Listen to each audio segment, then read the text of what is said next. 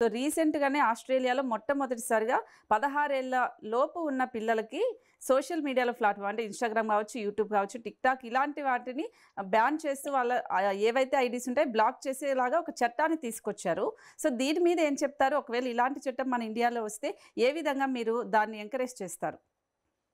ఖచ్చితంగా social media ప్రభావాలు, దుష్ప్రభావాలు అనేది మనం చాలా రోజులుగా చూస్తూనే ఉన్నాం. ఇక్కడ డిజిటల్ బ్యాన్ అనేది పాసిబులా? సాధకాసాధ్యాలనేవి భారతదేశంలో అది నిపుణులు ఎలా చేస్తారు అనేది చాలా ఖచ్చితంగా చూడాల్సిన ఆవశ్యకత ఎలాగైనా ఉంది. కానీ మొదటిగా పేరెంట్స్, తల్లిదండ్రులు మీరు గనుక అబ్జర్వ్ చేస్తే 6 నెలల నుంచి సంవత్సరం పిల్లలకి తినిపియడానికి కూడా ఫోను చూపెట్టి, కంటెంట్ చూపెట్టి తినిపించే అలవాటు చేస్తున్నాం. సో, ఇలాంటి పరిస్థితుల్లో మనం ఎంతవరకు పిల్లలని అంటే డే టు డే లైఫ్‌లో మనం కొన్ని తెలియనివి గూడా ఒక ఫోర్త్ క్లాస్, ఫిఫ్త్ క్లాస్ అబ్బాయి కంటెంట్ వెతకగలుగుతున్నాడు. అంటే అంత అడిక్టెడ్ ఈరోజు మనం చూసుకున్నట్టయితే భారతదేశంలో సోషల్ మీడియా ప్రభావం దాదాపు ఒక ఫిఫ్త్ క్లాస్, ఫోర్త్ క్లాస్ పిల్లల చేతిలో కూడా ఫోన్‌లెళ్ళడం అనే పరిస్థితి మీరు చూడాలి. మీరు గుర్తుంటే 2004 ఏదైతే డీపీఎస్, ఎంఎంఎస్ స్కాండల్ జరిగిందో, స్కూల్ విద్యార్థులు ఏదైతే చేశారో, దాని తర్వాత మనం ప్రతి సంవత్సరం మర్చిపోతున్నా కొద్దీ 2005లో ఇంకో స్కామ్, 2006లో ఇంకో ఎంఎంఎస్ ఇలా అంటే సోషల్ మీడియా కంటెంట్ ఎలా ఉంటుంది? సోషల్ మీడియా యాక్చువల్లీ యూజ్‌ఫులా? నాట్ యూజ్‌ఫులా? ఎవరికి యూజ్‌ఫుల్? అయి మనం యాస్ ఎ పేరెంట్‌గా ఖచ్చితంగా ఏదైతే ఆస్ట్రేలియన్ ప్రభుత్వం ఒక బ్యాన్ తీసుకొచ్చిందో దాన్ని స్వాగతిస్తున్నాం. అలా భారతదేశంలో కూడా కావాలి. ఈరోజు మీరు చూస్తే అంటే విచ్చలవిడి కంటెంట్ అవైలబుల్ ఉంది సోషల్ మీడియాలో. పిల్లలు ఫోర్త్ క్లాస్, ఫిఫ్త్ క్లాస్ పిల్లలకు ప్రతి అంశం మీద ఒక అవగాహన ఉంది. వాళ్ళు ఏం చూడాలనుకుంటుర్రు అంటే ఒకప్పుడు ఒక 10 సంవత్సరాలు, 15 సంవత్సరాలు, 20 సంవత్సరాల కిందట ఎలాంటి సిట్యుయేషన్ ఉందో ఇప్పుడు ఎంత మారిపోయిందో, ఈ మారుతున్న దాని ప్రకారం మనం దాని మీద కంట్రోల్స్ తీసుకురాగలుగుతున్నాం. ప్రభుత్వాలు ఒక కన్నేయగలుగుతున్నాయా? ప్రభుత్వాలు కంటెంట్‌ని నిర్ధారించగలుగుతాయా? నియంత్రించగలుగుతాయా? అని చెప్పేసి ఖచ్చితంగా ఆలోచించాల్సిన ఆవశ్యకత ఉంది. ఈరోజు ఓటీటీలో మీరు చూస్తే ఓటీటీలో ఉన్నంత దుర్మార్గమైన కంటెంట్, ఓటీటీలో ఉన్నన్ని ఫౌల్ లాంగ్వేజ్ బూతులు మీకెక్కడ దొరకయి. But yes. అంటే మీరు ఓటీటీస్ చాలామంది పేరెంట్స్‌కి అవేర్‌నెస్ ఇస్తూ కార్యక్రమాలు కూడా చేస్తూ ఉంటారు కదా! పేరెంట్స్ నుంచి ఏ విధంగా రెస్పాన్స్ ఉంటుంది?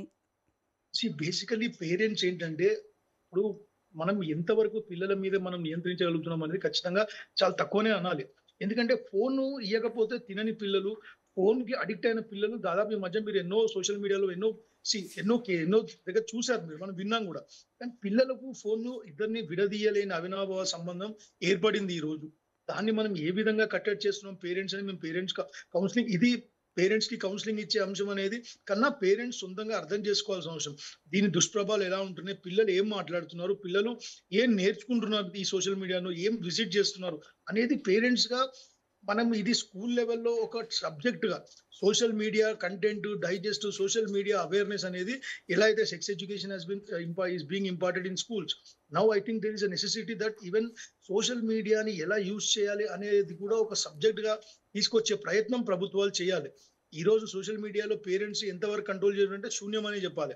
మీరు ఇన్‌స్టాగ్రామ్ చూడండి, మీరు ఫేస్‌బుక్ చూడండి. ఇన్ని వైపరీత్యాలు పిచ్చి పిచ్చి మొర్రి పిచ్చెత్తి రైల్వే ట్రాక్‌ల మీద ఫోన్ వీడియోలు తీసుకుంటూ, రన్నింగ్ ట్రైన్‌లకెళ్ళి దిగుకుంటూ వీడియోలు తీసుకుంటూ డ్యామ్‌ల కాడ ఎంతమంది చచ్చిపోతుర్రు. అంటే దాదాపు 10,000 కేసులు సోషల్ మీడియాలో పిల్లలు బలవ్వడం అనేది మనం దేర్ ఈస్ ఎ రిపోర్ట్. కాబట్టి ఖచ్చితంగా దీని మీద ప్రభుత్వం చర్య తీసుకోవాలి. పేరెంట్స్ కంట్రోల్ చేయడం అంటే దాదాపు ఏదైతే ఇప్పుడు స్కూల్స్‌లో ఫోన్ బ్యాన్. ఇంటర్మీడియేట్ దాకా ఫోన్ ఈస్ బ్యాన్డ్. తీసుకురానియరు. కానీ ప్రతి ఒక్కరు మీరు చూస్తే దాదాపు ఈరోజు 6 తరగతి, 7 తరగతి పిల్లాడి చేతిలో కూడా ఒక ఫోన్ ఉంది. సో ఖచ్చితంగా పేరెంట్స్‌గా బాధ్యత ఏంటంటే పేరెంట్స్ ఒక్కటికి 2 సార్లు ఆలోచించాలి. దీనివల్ల పిల్లలు ఏం మాట్లాడుతుర్రు? ఏ కంటెంట్ చూస్తుర్రు? వాళ్ళ మీద ఎటువంటి నియంత్రణ మనకు సాధ్యము అని చెప్పి ఖచ్చితంగా ప్రతి పేరెంట్ ఆలోచించాలి. కానీ దానికన్నా ముందు ప్రభుత్వం దగ్గర వాస్ట్ రిసోర్సెస్ ఉంటాయి. ఏ కంటెంట్ ఏది బ్యాన్ చేయాలి? ఇప్పుడు టిక్‌టాక్ బ్యాన్ చేశారు. ఇప్పుడు ఈ టిక్‌టాక్ అంటే ఒక్కటి తనను తాను చేంజ్ చేసుకుంటూ కొత్త అవతారం ఎత్తుకుంటూ వచ్చే ఆహ్, అవి మనం చూస్తున్నాం. గేమ్స్ చూడండి. ఐ మీన్ అంతా సైకోపాథిక్ గేమ్స్. సో ఇవన్నీ మనం ఎలా కంట్రోల్ చేయాలంటే ఫస్ట్ ప్రభుత్వం ఖచ్చితంగా ఏదైతే చట్టాలున్నాయో ఏదైతే ఒక మెకానిజం పూర్తి యంత్రాంగాన్ని యూజ్ చేసి దీన్ని నియంత్రించాలని చెప్పేసి మేము ఎప్పటినుంచో అడ్వొకేట్ చేస్తున్నాం. We will still advocate that. Junior NTR కి సమస్య వచ్చిందా? రష్మిక మందన్నకి సమస్య వచ్చిందా? లేదా రేపు ముఖ్యమంత్రి రేవంత్ రెడ్డి గారి సమస్య వచ్చిందా? ఎక్స్‌వైజెడ్ వీవీఐపీలకు సమాజం దుష్ప్రభావం ఎలా ఉంటుంది? Social media impacts on society and children ఎలా ఉంటుంది? వాళ్ళ అప్బ్రింగింగ్ ఎలా ఉంటుంది? అనే చర్చ ప్రధానంగా ఉండాలి. బేసిక్ గా ఏదైతే ఉందో ఒకసారి మీరు ఫేస్బుక్ ఓపెన్ చేశారో లేదా మొబైల్లో ఇంకేదైనా సైట్కి వెళ్ళారో your consent is already accorded. మీరు కన్సెంట్ ఇచ్చేస్తున్నారు. పబ్లికా ప్రైవేటా you cannot control. See what I speak when it goes out, it's completely out అంతే. ఇంకా దాని మీద నియంత్రణ అంటూ ఉండదు. సో అలా దీని మీద పిల్లలు ఎలా దీని మీద ఎఫెక్ట్ అవుతుంది, మానసికంగా పిల్లలు ఎట్లా ఎదుగుతున్నారు, what is there psychometric situation, ఎలా అంటే పెరుగుతున్నారు, అంటే ఎటో ఇంట్లో సమాజాన్ని ఉన్న పిల్లల్ని తల్లిదండ్రులే కంట్రోల్ చేయలేకపోతూ ఉన్నారు. సో మళ్ళీ దాపుకెళ్ళి ఫోన్లు వాడుతూ ఉన్నారు. సో అలాంటిది మళ్ళీ బేసిక్ గా టెక్నాలజీ. ఒకటండి. తల్లిదండ్రులు తల్లిదండ్రులు చెయ్యాలి. ఎక్కడైనా సరే సమాజాన్ని గౌరవించడం గానీ, మనం ఒక మనిషితో వ్యక్తితో మాట్లాడడం గానీ, మన వ్యక్తిత్వ వికాసం ఇంట్లో నుంచి మొదలవుతుంది, రైట్? బట్ ఇప్పుడు ఇంట్లో నుంచి మొదలైన వ్యక్తిత్వ వికాసం కాస్త సోషల్ మీడియా పుణ్యాన ఎలా దిశ మారుతుంది, దిశ తప్పుతుంది అనేదే మన ప్రధానమైన చర్చ. తల్లిదండ్రులుగా ఈరోజు 4th క్లాస్ 5th క్లాస్ పిల్లల చేతికి ఫోన్ ఇస్తున్నామంటే 100% మనము వాళ్ళకి అన్వారెంటెడ్ కంటెంట్ చూపెట్టి ఈ సమాజం ఇట్లనే ఉంది అంటే ప్రతి ఒక్కరి జీవితం ఒకటిలా ఉండదు కదండి. ఒకరు ఎవరైతే సెలబ్రిటీ ఒక రీల్ తీసుకుంటాడో ఆ రీల్ తీసుకున్న పరిస్థితి మన పరిస్థితి ఒకటిలా ఉండదు.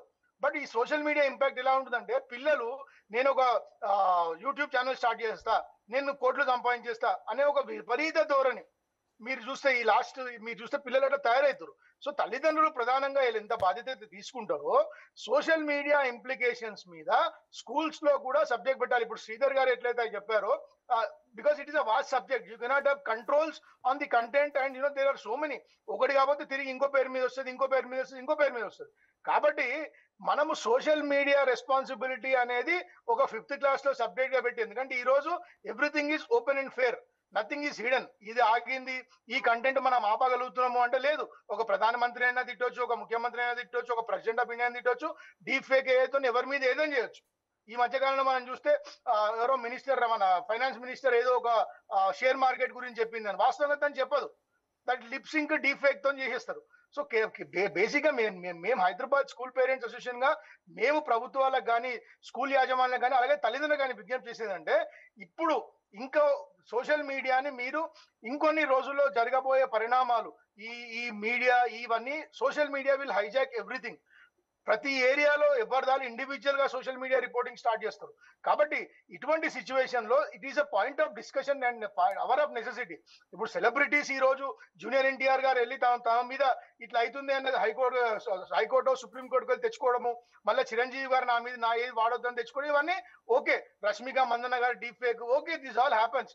బట్ మనము ఏ బేసిస్ మీద టెక్నాలజీని కంట్రోల్ చేయడం అనేది అక్షర సాధ్యం అయితే కాదు. శ్రీధర్ గారు కరెక్ట్ చేయాలి నన్ను, because it is not an easy thing to be restricted.